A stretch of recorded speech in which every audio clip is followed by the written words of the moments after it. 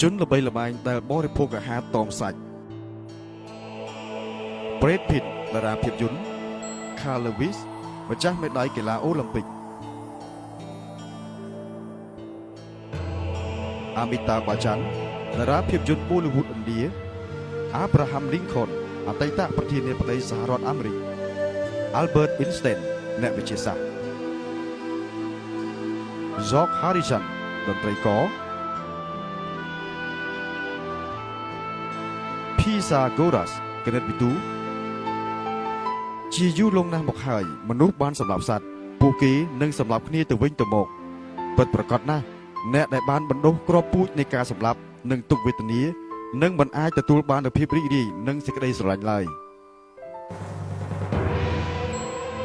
Leonardo da Vinci អ្នកវិទ្យាសាស្ត្រវិចិត្រករនិងវិស្វករ Cameron Diaz តារាភាពយន្ត Mahatma Gandhi បិតាសន្តិភាពជាតិឥណ្ឌា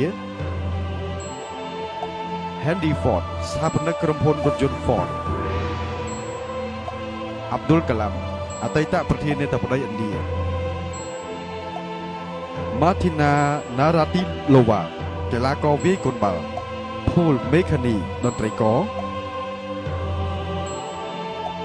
ប្រសិនបើទីសត្វឃាតព័ទ្ធដោយចិញ្ចើមកញ្ចក់មនុស្សគ្រប់គ្នានឹងក្លាយទៅជាអ្នកហូបបួស Leonardo តារាភាពយន្តតួឯកប្រុសក្នុងខ្សែភាពយន្តកប៉ាល់ Titanic Steve Jobs ស្ថាបនិកក្រុមហ៊ុន Apple Computer តាបូតារាភាពយន្ត Pierce Brosnan តារាភាពយន្ត James Bond 007 Thomas Edison អ្នកវិទ្យាសាស្ត្រម្ចាស់ស្ត្រី Diana Leo Tolstoy អ្នកនិពន្ធ Richard Gere តារាភាពយន្ត Shahid Kapoor តារាភាពយន្ត Shania Twain តារាចម្រៀង Sir Isaac Newton គណិតវិទូ Bryan Adams តារាចម្រៀង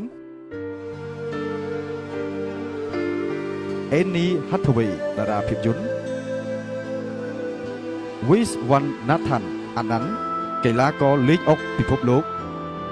ខណៈពេលដែលយើងរស់នៅក្នុងស្ថានភាពនៃការកាប់សម្លាប់ដ៏ធ្ងន់ធ្ងរតើយើងអាចរងចាំស្ថានភាពល្អប្រសើរក្នុងផែនដីនេះដោយរបៀបណា Juhi Chawla តារាភាពយន្តឥណ្ឌា Charles Darwin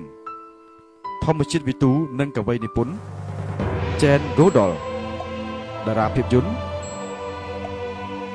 Hema Malini តារាភាពយន្ត Edwin Moses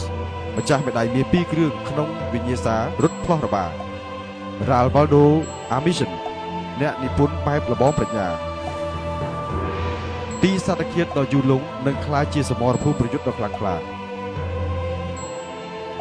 Liu Tohua តារាភាពយន្ត Michael Jackson កំពូលតារាចម្រៀង Pop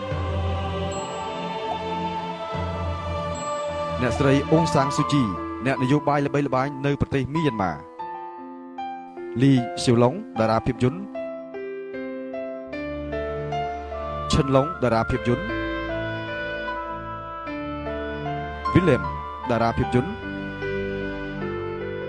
Thich Nhat Hanh ព្រះសង្ឃវៀតណាម Michael J Fox តារាភាពយន្ត Henry David កវីនិពន្ធ Mark Zuckerberg ស្ថាបនិកបណ្ដាញសង្គម Facebook